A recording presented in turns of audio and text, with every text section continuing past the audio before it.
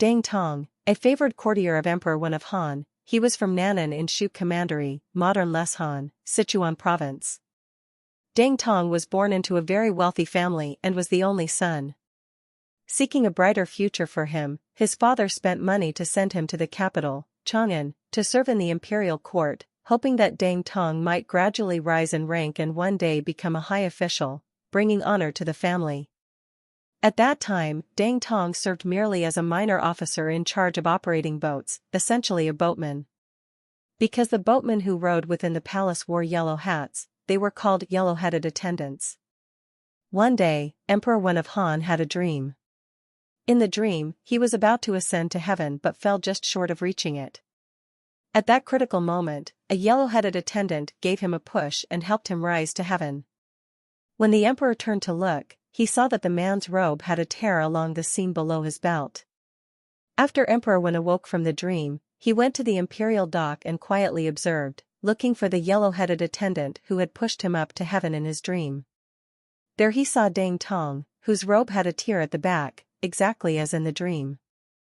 Upon asking his name, the emperor believed the dream had completely come true, since Deng sounds like Deng, meaning to ascend, and was overjoyed. Deng Tong was handsome and modest in temperament, which made Emperor Wen grow even fonder of him. Before long, Deng Tong's status changed from a mere yellow-headed attendant to the emperor's favored companion. Deng Tong was an honest and simple man with no special hobbies. Even when Emperor Wen granted him leave, he preferred to stay home rather than go out. The emperor's affection for him deepened day by day, and in his spare time, he often visited Deng Tong's home to relax and spend time with him. However, Deng Tong had no special talents or abilities, so the emperor could not recommend him for any official position. He pleased Emperor Wen merely through his cautious and humble manner. Although Emperor Wen was known for his extreme frugality, he was extraordinarily generous toward Deng Tong. He not only appointed him as a high official but also rewarded him more than a dozen times. Yet Deng Tong never spent the money on outside pleasures, he simply kept it at home, eventually accumulating an enormous fortune worth tens of millions in cash. One day, Emperor Wen sent one of the most famous physiognomists to read Deng Tong's fortune. The seer said, "In the future, this man may die of poverty and hunger." Emperor Wen was astonished and said, "His wealth depends on me, how could he ever be poor?" He then bestowed upon Deng Tong the copper mountain in Yandao, Shu Commandery, and granted him permission to mint his own coins.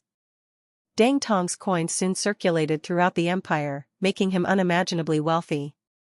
Emperor Wen's boundless favor deeply moved Deng Tong, a young man who had come all the way from distant Nan'an in Shu Commandery in the southwest to the capital, Chang'an, seeking even a minor official post. Grateful beyond measure yet ashamed of having no special skills to repay the emperor's kindness, Deng Tong resolved to devote his entire life to serving the emperor with utmost loyalty and diligence. Emperor Wen once developed a severe abscess, commonly caused by a staphylococcal infection, on the back of his neck. When the infection flared up, he suffered great pain, groaning constantly and unable to sleep at night. The imperial physicians were helpless. During this time, Deng Tong stayed by the emperor's side day and night without rest, deeply anxious and wishing he could take the illness upon himself. In order to relieve the emperor's suffering, Deng Tong, disregarding all concern for himself, leaned over and used his mouth to draw out the pus from the emperor's wound.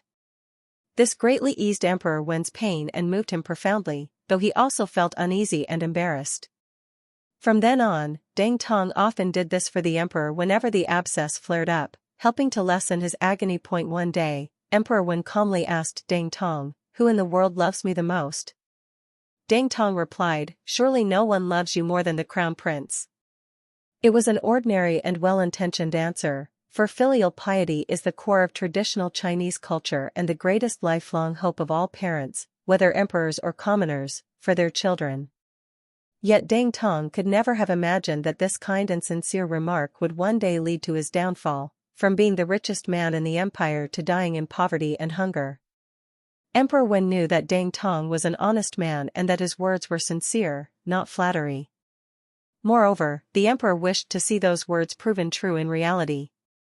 When Crown Prince Liu came to inquire about the emperor's illness, Emperor Wen had him draw out the pus from the abscess.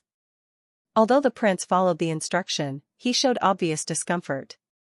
Later, upon learning that Dang Tong often performed this task for the emperor, the prince felt deeply conflicted, on one hand ashamed in his heart, yet from then on also resentful toward Dang Tong.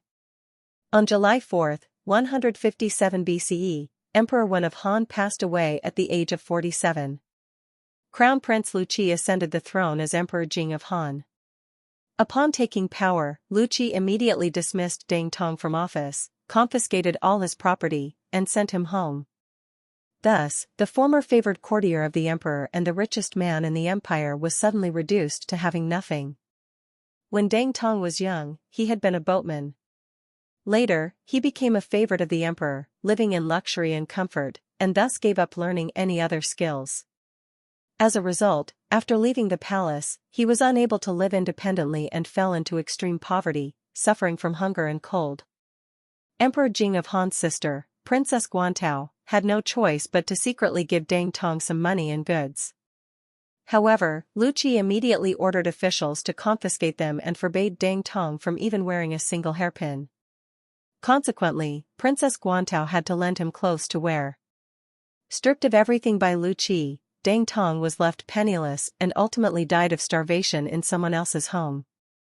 The ancient Chinese thinker and philosopher Mencius reminded people that at all times, they should maintain a sense of vigilance and foresight, even in times of peace.